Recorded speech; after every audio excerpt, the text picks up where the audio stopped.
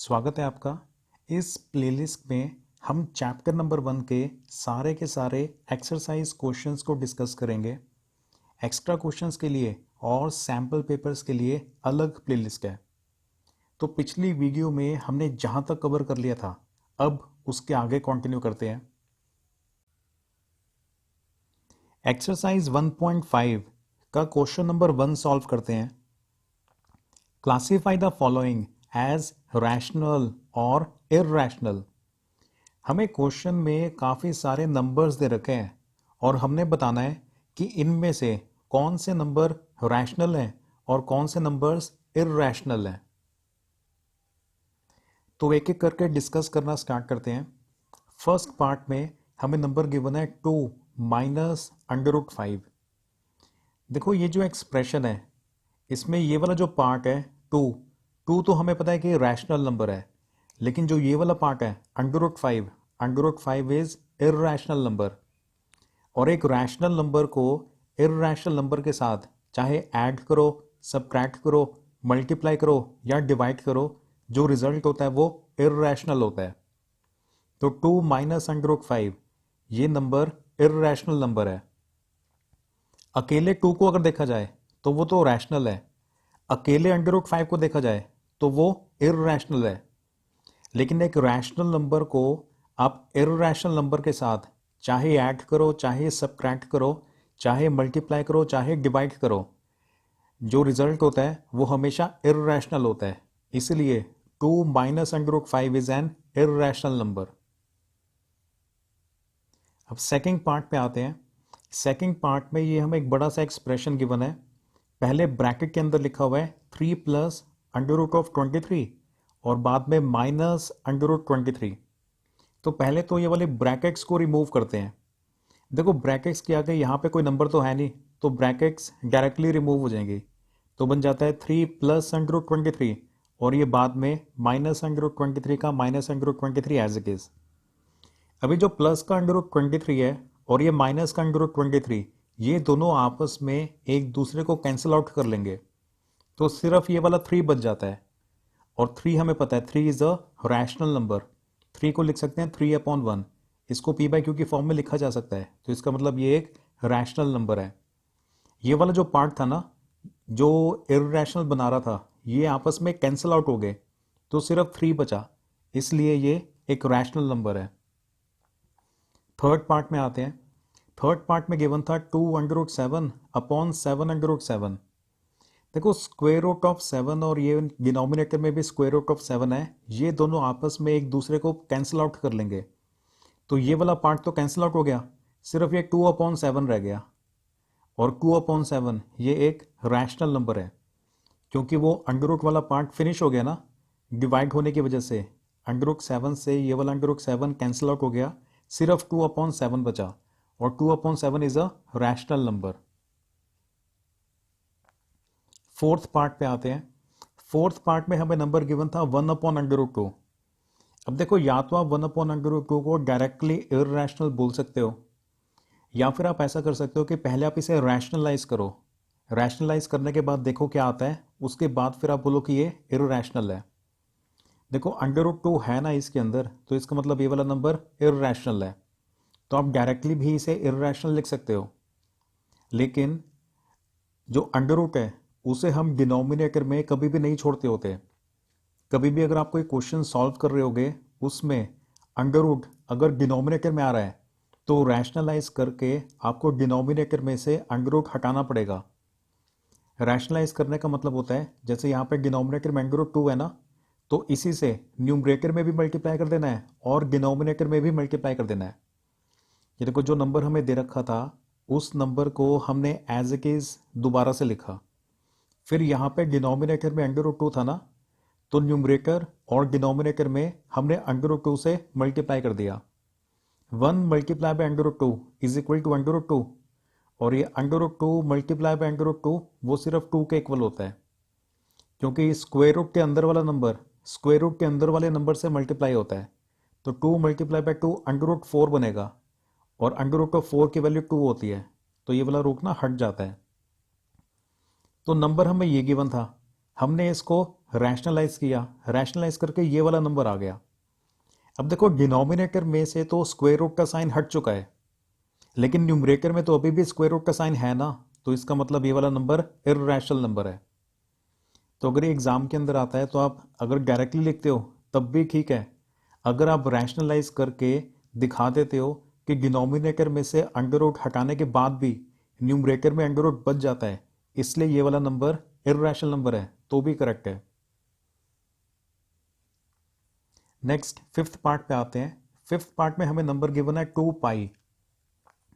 देखो पाई तो ना एक इर्रेशनल नंबर है और जो 2 है वो रैशनल नंबर है, लेकिन रैशनल नंबर को जब इर्रेशनल नंबर से मल्टीप्लाई किया जाता है तो जो रिजल्ट होता है वो इर्रेशनल होता है। इसलिए 2 pi is an irrational number because pi is an irrational number. Irrational number के साथ आप किसी रैशनल नंबर को चाहे ऐड करो, सबट्रैक्ट करो, मल्टीप्लाई करो, डिवाइड करो, जो मर्जी करो, जो रिजल्ट होगा ना इट विल बी इर्रेशनल। अकेले 2 को देखा जाए तो वो तो रैशनल है, अकेले पाई को देखा जाए तो पाई तो इर्रेशनल है, और रैशनल नंबर को इर्रेशनल नंबर से मल्टीप्लाई करो तो जो रिजल्ट होता है दैट इज ऑलवेज इर्रेशनल, इसलिए 2 पाई इर्रेशनल नंबर के अंदर आएगा। नेक्स्ट क्वेश्चन पे आते हैं। Simplify each of the following expressions. ये हमें क्वेश्चन के अंदर ना कुछ एक्सप्रेशंस गिवन है और हमें इनको सिंप्लीफाई करना है, मतलब ब्रैकेट्स ओपन करने के बाद सॉल्व करके क्या आता है वो बताना है। तो एक एक करके इन चारों पार्ट्स को सिंप्लीफाई करते हैं। तो फर्स्ट पार्ट में हमें ये एक्सप्रेशन दे रखा था, 2 ब्रैकेट्स हैं, ये जो फर्स्ट वाली ब्रैकेट है उसके अंदर है 3 प्लस अंडर रूट 3, और जो सेकंड वाली ब्रैकेट है उसके अंदर है 2 प्लस अंडर रूट 2। अब हमने इसे सिंप्लीफाई करना है। तो देखो पहले ये वाला जो 3 है ना, इसके साथ ये वाली सेकंड टर्म पूरी मल्टीप्लाई होगी, उसके बाद ये वाला जो अंडर रूट 3 है इसके साथ ये वाली पूरी सेकंड टर्म मल्टीप्लाई होगी। तो फर्स्ट ब्रैकेट के फर्स्ट मेंबर को पहले आपने यहाँ पे लिखा, क्योंकि पहले हमने 3 के साथ इस पूरी टर्म को मल्टीप्लाई करना है, तो आप 3 को लिखोगे, साथ में ये वाली टर्म पूरी लिखोगे। उसके बाद जो सेकंड मेंबर है plus under root 3, plus under root 3 को लिखा, और उसके साथ भी ये सेकंड ब्रैकेट वाले पार्ट को दोबारा से लिखा। क्योंकि हमने ब्रैकेट्स ओपन करनी है ना, तो पहले 3 से हम इस पूरी टर्म को मल्टीप्लाई करेंगे, उसके बाद ये अंडर रूट 3 से फिर से इस पूरी टर्म को मल्टीप्लाई करेंगे। अब ब्रैकेट्स ओपन करते हैं। 3 multiply by 2 is equal to 6, और 3 मल्टीप्लाई बाय अंडर रूट 2 वो 3 रूट 2 के इक्वल होता है। देखो ये वाला जो 2 है ना ये स्क्वायर रूट के अंदर है, और ये वाला जो 3 है ये स्क्वायर रूट के बाहर है। स्क्वायर रूट के बाहर वाले नंबर स्क्वायर रूट के बाहर वालों से ही मल्टीप्लाई होते हैं। यहाँ पे अंडर रूट 2 के आगे कुछ भी नहीं है ना, जिसके आगे कोई नहीं होता उसके आगे 1 होता है, तो 3 मल्टीप्लाई बाय 1 वो 3 बाहर ही रहेगा, और ये वाला अंडर रूट 2 का अंडर रूट 2 अंदर ही रहेगा। स्क्वायर रूट के अंदर वाले नंबर स्क्वायर रूट के अंदर वाले नंबर से ही मल्टीप्लाई होते हैं, और स्क्वायर रूट के बाहर वाले नंबर स्क्वायर रूट के बाहर वाले नंबर से ही मल्टीप्लाई होते हैं। अब इसको देखते हैं, इन दोनों को भी हमने मल्टीप्लाई करना है, पर ये अंडर रूट 3 स्क्वायर रूट के अंदर है और ये 2 बाहर है, तो 2 मल्टीप्लाई बाय अंडर रूट 3 वो ऐसे रहेगा 2 अंडर रूट 3। रूट वाले नंबर को बाद में लिखते होते हैं और दूसरे नंबर को पहले आगे लिखा जाता है। अब इन दोनों को मल्टीप्लाई करना है। अब देखो ये अंडर रूट 3 भी रूट के अंदर है और ये 2 भी रूट के अंदर है, तो स्क्वायर रूट के अंदर वाला नंबर स्क्वायर रूट के अंदर वाले नंबर से मल्टीप्लाई होता है, तो under root 3 multiply by under root 2 is equal to under root 6। तो ये हमारा आंसर है। अब ये और आगे सिंप्लीफाई नहीं हो सकता। देखो यहाँ पे ना अंडर रूट 2 है, यहाँ पे अंडर रूट 3 है, और यहाँ पे अंडर रूट 6 है। अंडर रूट 6 में सिर्फ अंडर रूट 6 वाले नंबर्स ही ऐड हो सकते हैं। स्क्वायर रूट ऑफ 3 के अंदर सिर्फ स्क्वायर रूट ऑफ 3 वाले नंबर ही ऐड हो सकते हैं। स्क्वायर रूट ऑफ 2 के अंदर सिर्फ स्क्वायर रूट ऑफ 2 वाले नंबर ही ऐड हो सकते हैं, और कांस्टेंट नंबर्स के अंदर सिर्फ कांस्टेंट नंबर्स ही ऐड हो सकते हैं। आप इन दोनों को ऐड नहीं कर सकते, क्योंकि ये स्क्वायर रूट 2 है और यहाँ पर स्क्वायर रूट 3 है, तो इनके आगे वाले नंबर्स ऐड नहीं हो सकते। अंडर रूट 3 में सिर्फ अंडर रूट 3 वाले नंबर्स ही ऐड हो सकते हैं, अंडर रूट 2 में सिर्फ अंडर रूट 2 वाले नंबर्स ही ऐड हो सकते हैं। आप इन दोनों को ऐड नहीं कर सकते। अंडर रूट 6 में सिर्फ अंडर रूट 6 वाले नंबर्स ही ऐड हो सकते हैं। तो ये हमारे पार्ट का आंसर है। अब इस क्वेश्चन में जो बाकी के पार्ट्स थे ना, उनको सॉल्व करने से पहले मैं आपको कुछ कॉन्सेप्ट्स एक्सप्लेन कर देता हूँ, फिर आप बड़ी आसानी से उन सारे क्वेश्चंस को सॉल्व कर पाओगे। तो फर्स्ट पार्ट में देखो, यहाँ पे स्क्वायर रूट के अंदर क्या लिखा हुआ है 2, और यहाँ पर भी स्क्वायर रूट के अंदर क्या लिखा हुआ है 2। तो इसका मतलब ये दोनों टर्म्स ऐड हो सकती हैं। अंडर रूट ऑफ 2 के अंदर अंडर रूट ऑफ 2 वाले नंबर्स ही ऐड हो सकते हैं। अब आप क्या करोगे, इनके जो आगे वाला कोफिशिएंट होता है ना, ये स्क्वायर रूट के आगे जो नंबर लिखा होता है इसे कोफिशिएंट कहते हैं, इनके कोफिशिएंट्स को ऐड कर दोगे तो 3 + 2 = 5, ये 5√2 बन गया। थोड़ी देर के लिए ना आप अंडर रूट 2 को एप्पल मान लो, तो 2 apple + 3 apple = 5 apple. Okay, under root 2 के अंदर सिर्फ अंडर रूट 2 वाली टर्म्स ही ऐड हो सकती हैं। तो यहाँ पे भी अंडर रूट 2 था और यहाँ पर भी अंडर रूट 2 था, इसलिए हमने इनके आगे वाले कोफिशिएंट्स को ऐड कर दिया। सेकंड पार्ट पे आते हैं। देखो, क्या ये दोनों ऐड हो सकते हैं? ये दोनों ऐड नहीं हो सकते, क्योंकि यहाँ पे अंडर रूट 2 है और यहाँ पे अंडर रूट 3 है। घोड़ों में घोड़े ऐड होते हैं और पिजन्स के अंदर पिजन्स ऐड होते हैं। तो अंडर रूट 2 के अंदर अंडर रूट 3 वाली टर्म्स ऐड नहीं हो सकती। तो ये पहले से ही लोएस्ट फॉर्म के अंदर है, इसको आप और ऐड नहीं कर सकते। थर्ड पार्ट पे आते हैं। यहाँ पे भी अंडर रूट 3 है और यहाँ पे भी अंडर रूट 3 है, तो ये दोनों सेम टर्म्स हैं, ये ऐड हो सकती हैं। तो अब हम इनके आगे वाले कोफिशिएंट्स को ऐड कर देंगे। 6 + 4 = 10 अंडर रूट 3। अंडर रूट 3 को थोड़ी देर के लिए आप एप्पल मान लो, तो 4 एप्पल + 6 एप्पल = 4 + 6 10 एप्पल्स। तो 4 under root 3 + 6 under root 3 = 10 under root 3। Clear हो रहा है आपको? अंडर रूट 2 में सिर्फ अंडर रूट 2 वाली टर्म्स ऐड हो सकती हैं, अंडर रूट 3 में सिर्फ अंडर रूट 3 वाली टर्म्स ही ऐड हो सकती हैं। ये ऐड इसलिए नहीं हो पाए थे क्योंकि यहाँ पे अंडर रूट 2 है और यहाँ पे अंडर रूट 3 है, ये दोनों अलग अलग टर्म्स हैं, ये दोनों ऐड नहीं हो सकती हैं। आगे आओ, चलो फोर्थ पार्ट को देखते हैं। अब देखो, यहाँ पे 1 2 3 4 टोटल 4 टर्म्स हैं, उसमें से यहाँ पर भी अंडर रूट 2 है और यहाँ पर भी अंडर रूट 2 है, तो ये दोनों टर्म्स आपस में ऐड हो सकती हैं। तभी देखो हमने ना ग्रीन लाइन से इनको कनेक्ट कर दिया है, मतलब ये दोनों टर्म्स आपस में ऐड हो सकती हैं। और यहाँ पे अंडर रूट 3 है और यहाँ पर भी अंडर रूट 3 है, तो इसका मतलब ये दोनों टर्म्स भी आपस में ऐड हो सकती है, इसलिए इनको ना ब्लू लाइन से हमने कनेक्ट कर दिया है। तो पहले ये अंडर रूट 2 वाली टर्म्स को ऐड करते हैं। तो यहाँ पे अंडर रूट 2 क्या गया था 4, और यहाँ पे अंडर रूट 2 क्या गया था 2, तो 4 + 2 = 6, 6 अंडर रूट 2। अंडर रूट 2 वाले टर्म्स के आगे का जो कोफिशिएंट होता है ना, जो आगे वाला नंबर होता है, उन नंबर्स को ऐड कर देना होता है। अब ये अंडर रूट 3 वालों को ऐड करना, 4 + 5 = 9 अंडर रूट 3। तो ये हमारे इस पार्ट का आंसर है। अंडर रूट 2 के अंदर सिर्फ अंडर रूट 2 वाली टर्म्स ऐड होंगी और अंडर रूट 3 के अंदर सिर्फ अंडर रूट 3 वाली टर्म्स ऐड होंगी। नेक्स्ट पार्ट पे आते हैं। अब मल्टीप्लिकेशन को सीखते हैं। देखो, स्क्वायर रूट के बाहर वाला नंबर स्क्वायर रूट के बाहर वाले नंबर से मल्टीप्लाई होता है और स्क्वायर रूट के अंदर वाला नंबर स्क्वायर रूट के अंदर वाले नंबर से मल्टीप्लाई होता है। तो ये वाला जो 2 है, ये स्क्वायर रूट के साइन के बाहर है ना, तो ये 4 से मल्टीप्लाई होगा। बाहर वाला नंबर बाहर वाले नंबर से मल्टीप्लाई होगा, स्क्वायर रूट के अंदर वाला नंबर अंदर वाले नंबर से मल्टीप्लाई होता है। तो 2 × 4 = 8। अब अंदर वाले नंबर को देखते हैं। 2 × 3 = 6। आपने याद रखना है, मल्टीप्लिकेशन में बाहर वाला नंबर बाहर वाले नंबर से मल्टीप्लाई होता है और स्क्वायर रूट के अंदर वाला नंबर स्क्वायर रूट के अंदर वाले नंबर से मल्टीप्लाई होता है। सेम टेक्निक तो यहाँ पे यूज करेंगे। 6 × 2 = 12 और 5 × 3 = 15। बाहर वाला नंबर बाहर वाले नंबर से मल्टीप्लाई होगा और स्क्वायर रूट के अंदर वाला नंबर स्क्वायर रूट के अंदर वाले नंबर से मल्टीप्लाई होगा। नेक्स्ट, अब डिवीजन को सीखते हैं। डिवीजन के अंदर भी सेम रूल है। स्क्वायर रूट के अंदर वाला नंबर स्क्वायर रूट के अंदर वाले नंबर से डिवाइड हो जाता है और बाहर वाला नंबर बाहर वाले नंबर से ही डिवाइड हो सकता है। अब देखो, यहाँ पे 10 और 5 ये दोनों आपस में डिवाइड हो सकते हैं क्योंकि दोनों ही स्क्वायर रूट के अंदर हैं। ये जो 2 था ये बाहर था ना, इसको आपने बाहर ही रखना है, दो अलग अलग स्क्वायर रूट लगाने के बजाय एक ही आप कंबाइंड स्क्वायर रूट बना दो। न्यूमरेटर में 10 है, डिनोमिनेटर में 5 है, तो 10/5।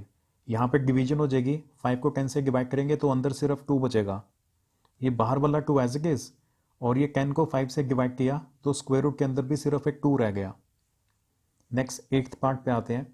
अब देखो, ये जो 15 है ये स्क्वायर रूट के अंदर है, तो ये जो 15 है वो स्क्वायर रूट के अंदर वाले नंबर से ही डिवाइड हो सकता है। 15 को आप इस 3 से डिवाइड कर सकते हो, 15 को आप इस 5 से डिवाइड नहीं कर सकते। स्क्वायर रूट के बाहर वाला नंबर बाहर वाले नंबर से डिवाइड होगा, अंदर वाला नंबर अंदर वाले नंबर से डिवाइड होगा।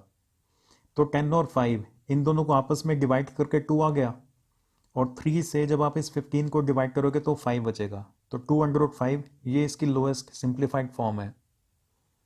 अब सब्ट्रैक्शन पे आते हैं। देखो यहाँ पर भी √3 है और यहाँ पर भी √3 है, तो √3 वाले नंबर √3 वाले नंबर्स में ही ऐड सब्ट्रैक्ट हो सकते हैं।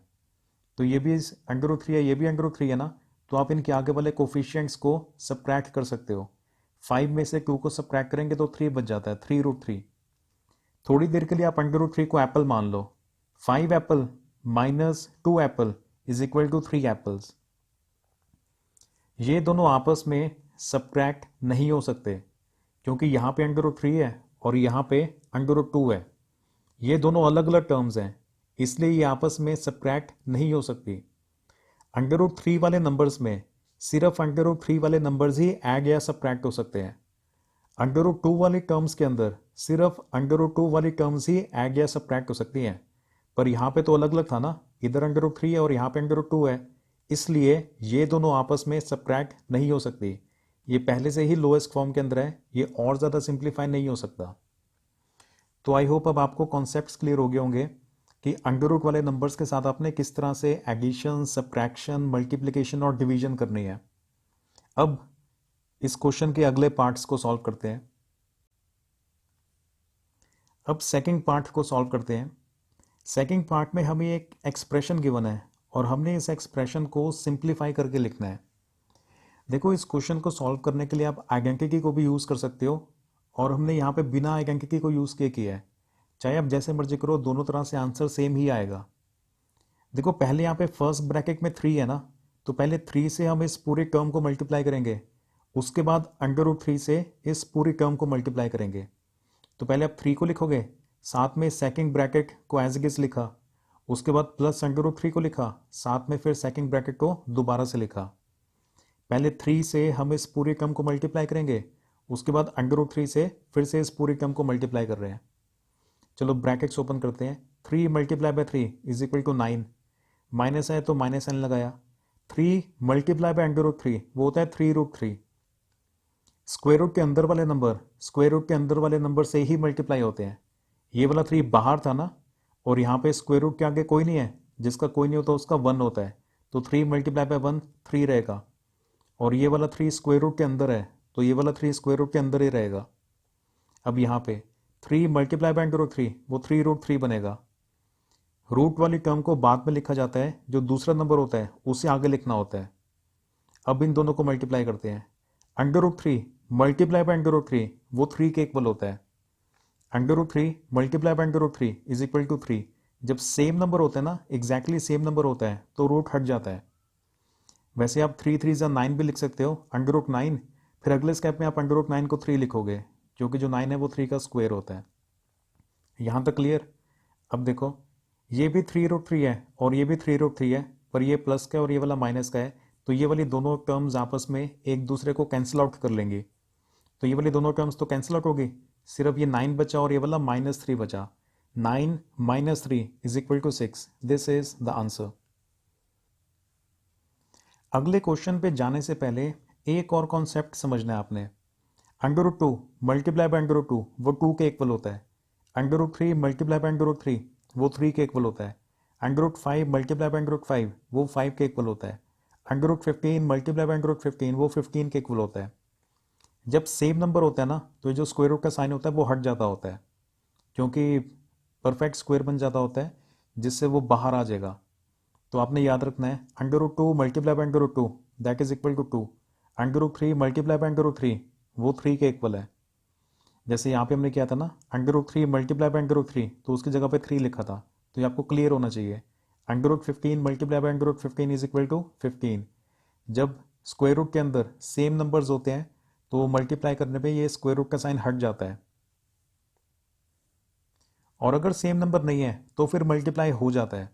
जैसे √2 मल्टीप्लाई बाय √3, नंबर अलग अलग है ना, तो 2 multiply by 3 is equal to 6, तो रूट का साइन रहेगा और अंदर 6 आ जाएगा। जब एग्जैक्टली सेम नंबर होता है तब रूट का साइन हट जाता है। क्यों हट जाता है वो भी एक्सप्लेन किया हुआ है।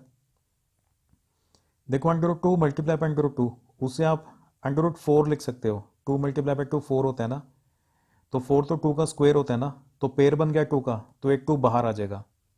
तो इसलिए √2 मल्टीप्लाई बाय √2 को डायरेक्टली आप 2 के इक्वल लिख सकते हो। नेक्स्ट थर्ड पार्ट पे आते हैं।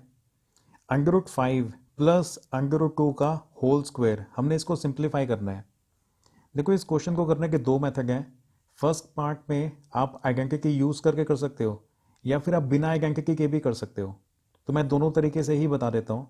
पहले फर्स्ट पार्ट में हम a प्लस बी के होल स्क्वायर की आइडेंटिटी को यूज करके इसे सिंप्लीफाई करेंगे। तो a प्लस बी का होल स्क्वायर होता है a square plus B square plus 2ab। अब इस आइडेंटिटी को यूज करके हमने इस एक्सप्रेशन को सिंप्लीफाई करना है। a की जगह पे √5 है और b की जगह पे √2 है, तो जहां जहां पे a है वहां पे आपने √5 को लिखना है, और जहां जहां पे b है वहां पे आपने √2 को लिखना है।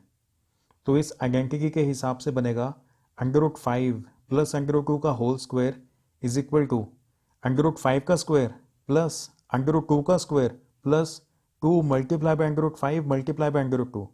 ये डॉट का मतलब मल्टीप्लाई होता है। अब देखो स्क्वायर करने की वजह से ये स्क्वायर रूट का साइन हट जाएगा, तो सिर्फ 5 बचेगा। यहाँ पर भी स्क्वायर होने की वजह से ये स्क्वायर रूट का साइन हट गया, तो सिर्फ 2 बचा। और स्क्वायर के अंदर वाला नंबर स्क्वायर रूट के अंदर वाले नंबर से मल्टीप्लाई होता है, तो 5 multiply by 2 is equal to 10, और ये वाला 2 बाहर था ना, वो बाहर ही रहेगा। 5 प्लस 2, ये दोनों नंबर्स ऐड होकर 7 बन जाता है, और ये 2/10 एज इट इज। तो इसको सिंप्लीफाई किया तो ये हमारा आंसर आ रहा है 7 प्लस 2/10। इस क्वेश्चन को सॉल्व करने का एक सेकंड मेथड भी है। अब सेकंड मेथड से इस क्वेश्चन को सॉल्व करते हैं, आंसर इसके अंदर भी सेम ही आएगा। फर्स्ट मेथड के अंदर हमने आइडेंटिटी को यूज़ किया था, सेकंड मेथड के अंदर हम बिना आइडेंटिटी के ही इसके सॉल्व कर देंगे। देखो हमें क्वेश्चन में दे रखा था √5 प्लस √2 का स्क्वायर, क्योंकि स्क्वायर था ना इसलिए हमने इस टर्म को 2 बार लिख दिया। 2 बार लिखने के बाद अब पहले इस वाले √5 से इस पूरी टर्म को मल्टीप्लाई करेंगे, फिर इस वाले √2 से इस पूरी टर्म को मल्टीप्लाई करेंगे। तो पहले आपने ये वाले √5 को लिखा और ये सेकंड टर्म को पूरा का पूरा एज इट इज लिखा। उसके बाद आपने इस वाले √2 को लिखा और फिर से सेकंड टर्म को पूरा ऐसे लिखा। सारे स्टेप्स लिख के हमने सॉल्व करना है। अब अगले स्टेप में ब्रैकेट्स को ओपन करते हैं। √5 मल्टीप्लाई बाय √5 वो 5 के इक्वल होता है, और √5 मल्टीप्लाई बाय √2 वो 10 के इक्वल है, क्योंकि स्क्वायर रूट के अंदर वाला नंबर स्क्वायर रूट के अंदर वाले नंबर से मल्टीप्लाई हो जाता है। यहाँ पर भी √2 multiply by √5 is equal to √10, क्योंकि स्क्वायर रूट के अंदर वाला नंबर स्क्वायर रूट के अंदर वाले नंबर से मल्टीप्लाई होता है, और √2 मल्टीप्लाई बाय √2 वो 2 के इक्वल होता है। अब आगे सिंप्लीफाई करते हैं। ये 5 और 2 इन दोनों नंबर्स को ऐड करके 7 आ गया, और √10 के अंदर √10 वाले टर्म्स ऐड हो सकती हैं, क्योंकि यहाँ पर भी √10 है, यहाँ पे भी √10 है ना, तो इनके आगे वाले कोफिशिएंट्स को ऐड करेंगे, और जिसके आगे कोई नहीं होता उसके आगे 1 होता है, तो 1 + 1 ये 2/10 बन जाता है। थोड़ी देर के लिए आप √10 को एप्पल मान लो, तो apple plus another apple is equal to 2 apples. वैसे √10 प्लस √10 इज इक्वल टू 2/10, तो 7 + 2/10 ये हमारा आंसर है। नेक्स्ट पार्ट पे आते हैं। नेक्स्ट पार्ट में हमें ये वाला एक्सप्रेशन दे रखा है और हमने इस एक्सप्रेशन को सिंप्लीफाई करना है। देखो यहाँ पर भी आप आइडेंटिटी भी यूज़ कर सकते हो, a² - b² वाली, लेकिन हम बिना आइडेंटिटी के भी सॉल्व कर सकते हैं, सेम ही आंसर आता है। देखो दो टर्म्स है ना, पहले फर्स्ट ब्रैकेट के अंदर कुछ लिखा हुआ है और सेकंड ब्रैकेट में कुछ लिखा हुआ है। पहले आप इस √5 से इस पूरी टर्म को मल्टीप्लाई करोगे, फिर -√2 से इस पूरी टर्म को मल्टीप्लाई करोगे, और हमने सारे स्टेप्स लिखकर ही सॉल्व करना है। तो सबसे पहले आप √5 को लिखोगे और ये सेकंड ब्रैकेट में जो भी दे रखा है उसे आपने पूरा लिख देना है। उसके बाद ये जो -√2 है उसे लिखना है, और उसे सेकंड ब्रैकेट में जो भी दे रखा है उसके साथ वो भी लिख देना है, क्योंकि पहले हम √5 से इस पूरी टर्म को मल्टीप्लाई कर रहे हैं, फिर -√2 से इस पूरी टर्म को मल्टीप्लाई कर रहे हैं। चलो अब आगे सिंप्लीफाई करना स्टार्ट करते हैं। √5 multiply by √5 is equal to 5। √5 multiply by √2 वो 10 के इक्वल होता है, क्योंकि स्क्वायर रूट के अंदर वाला नंबर स्क्वायर रूट के अंदर वाले नंबर से मल्टीप्लाई होता है, तो 5 मल्टीप्लाई बाय 2 10। और जब सेम ही नंबर होता है तो ये रूट का साइन हट जाता होता है। अब यहाँ पे आते हैं, 2 मल्टीप्लाई बाय 5 10, क्योंकि माइनस था तो माइनस लगाया, और -√2 multiply by √2 is equal to -2। जब सेम नंबर होता है √2 मल्टीप्लाई बाय √2 वो 2 के ही इक्वल होता है, तो रूट का साइन हट जाता है। जब सेम नंबर होता है ना तो रूट का साइन हट जाता है। अब देखो ये जो √10 है और ये -√10, ये दोनों आपस में एक दूसरे को कैंसिल आउट कर लेंगे। ये प्लस का √10 है और ये माइनस का √10 है, तो ये तो कैंसिल आउट हो गए, सिर्फ ये बचा 5 - 2। तो 5 - 2 वो 3 के इक्वल होता है। ये हमारा आंसर है। नेक्स्ट क्वेश्चन नंबर 3 पे आते हैं। Recall that pi is defined as the ratio of circumference of a circle to its diameter, that is pi is equal to c upon d. This seems to contradict the fact that pi is irrational. How will you resolve this contradiction? तो पहले तो समझते हैं कि question के अंदर बोला क्या गया है। क्वेश्चन के अंदर हमें ये बोल रहे हैं कि याद करो कि जो पाई है ना, पाई तो रेशियो होता है सर्कल के सरकमफ्रेंस और सर्कल के डायमीटर का। मतलब सर्कल के सरकमफ्रेंस को न्यूमरेटर में रखो और डायमीटर को डिनोमिनेटर में रखो और डिवाइड करो, तो जो रेशो आता है वो पाई के इक्वल होता है। तो अगर पाई दो नंबर्स के रेशो के इक्वल है, मतलब न्यूमरेटर में कुछ है डिनोमिनेटर में कुछ है, तो इसका मतलब पाई तो p/q की फॉर्म में आ गया। और जो p/q की फॉर्म वाले नंबर्स होते हैं वो तो रैशनल होते हैं, लेकिन हमें तो पता है कि पाई इररैशनल नंबर है। तो अगर पाई इररैशनल नंबर है तो फिर ये p/q की फॉर्म में कैसे आ गया? ये तो कॉन्ट्राडिक्शन हो गया है। मतलब ये दो ऐसे स्टेटमेंट्स हैं जो एक दूसरे को अपोज कर रही हैं। फर्स्ट स्टेटमेंट ये है कि पाई रेशो होता है circumference of a circle to the diameter of the circle का। मतलब सर्कल के सरकमफ्रेंस को सर्कल के डायमीटर से डिवाइड करें तो ऐसा करने से पाई आ जाता है। ये बात करेक्ट है। तो इसका मतलब पाई p/q की फॉर्म के अंदर आ गया है। और अगर पाई p/q की फॉर्म के अंदर है तो इसका मतलब पाई रैशनल नंबर है। लेकिन हमें पता है कि पाई इज इररैशनल। यहां से आ रहा है पाई रैशनल, लेकिन हमें क्लियरली पता है कि पाई इज इररैशनल। तो ये तो कॉन्ट्राडिक्शन हो गया। मतलब ये दो ऐसे स्टेटमेंट्स हैं जो एक दूसरे को अपोज कर रही हैं। तो हम कैसे इसको जस्टिफाई करेंगे? चलो आंसर पे आते हैं। देखो आंसर में सबसे पहले तो हमने ना एक सर्कल बना दिया और साथ में एक डायमीटर भी बना दिया। ये जो पॉइंट ए और पॉइंट बी है ये डायमीटर के एंड पॉइंट्स हैं। ओ सर्कल का सेंटर है, तो यहाँ से लेकर यहाँ तक का डिस्टेंस वो भी रेडियस है, और सेंटर से लेकर ए तक का डिस्टेंस वो भी रेडियस के इक्वल है। अब पहले देख लेते हैं कि सर्कमफ्रेंस क्या होता है। सर्कमफ्रेंस का मतलब होता है length of the outer boundary of a circle. अगर आप पॉइंट ए से स्टार्ट करो और सर्कल के ऊपर चलना शुरू करो और एक पूरा चक्कर लगा के वापस पॉइंट ए तक पहुंच जाओ, तो ये जो डिस्टेंस होगा ना, इस पूरे डिस्टेंस को ही सर्कमफ्रेंस बोला जाता है। सर्कमफ्रेंस ऑफ अ सर्कल का मतलब length of the outer boundary of a circle. Circle की ये जो आउटलाइन होती है इसकी जो टोटल लेंथ होती है, एक कंप्लीट चक्कर की लेंथ, उसी को सर्कमफ्रेंस बोलते हैं। और हमें पता है कि सर्कमफ्रेंस का फॉर्मूला होता है 2πr। अगर आपको किसी सर्कल का रेडियस पता है तो आर की जगह पे उसकी वैल्यू पुट करो, उससे 2π से मल्टीप्लाई करो, तो आपके पास सर्कमफ्रेंस आ जाएगा। तो circumference of a circle is an irrational number. Circle का जो सर्कमफ्रेंस होता है वो एक इररैशनल नंबर होता है। तो पहला पॉइंट तो आपको ये क्लियर होना चाहिए। दूसरी पॉइंट, डायमीटर, ये डायमीटर होता है twice the radius, 2 times the radius. और जो डायमीटर होता है ना सर्कल का, वो एक रैशनल नंबर होता है।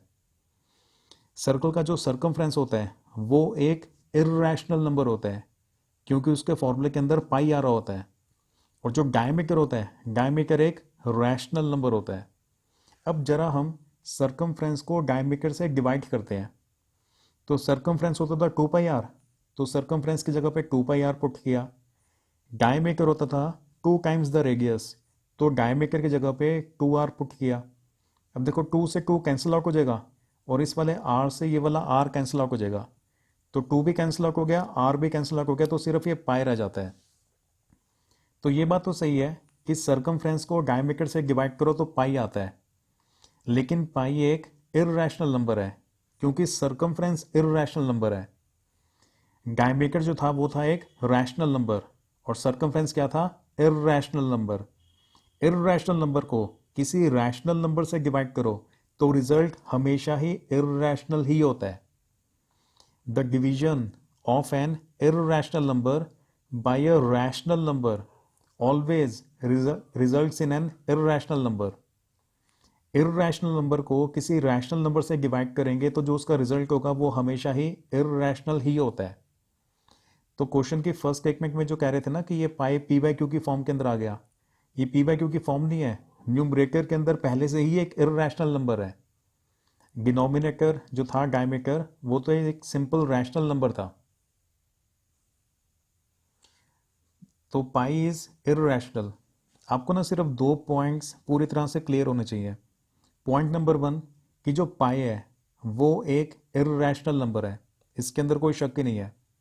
दूसरा पॉइंट आपको ये क्लियर होना चाहिए कि जो सर्कमफ्रेंस है, सर्कल का सर्कमफ्रेंस, वो भी एक इर्रेशनल नंबर ही होता है। और एक इर्रेशनल नंबर को किसी रैशनल नंबर से डिवाइड किया जाए तो रिजल्ट हमेशा इर्रेशनल ही आता है। तो जो पाई है वो वैसे तो सर्कमफ्रेंस अपॉन डायमीटर होता है, लेकिन क्योंकि सर्कमफ्रेंस खुद ही इर्रेशनल नंबर है, इसलिए pi is also irrational. Circumference के फॉर्मूले के अंदर ही पाई आ रहा होता है। इर्रेशनल नंबर को रैशनल नंबर्स के साथ मल्टीप्लाई किया जाए तो भी रिजल्ट इज इर्रेशनल। शेर की तरह पूरी ताकत से तैयारी करनी है एग्जाम की। See you in the next video. All the best.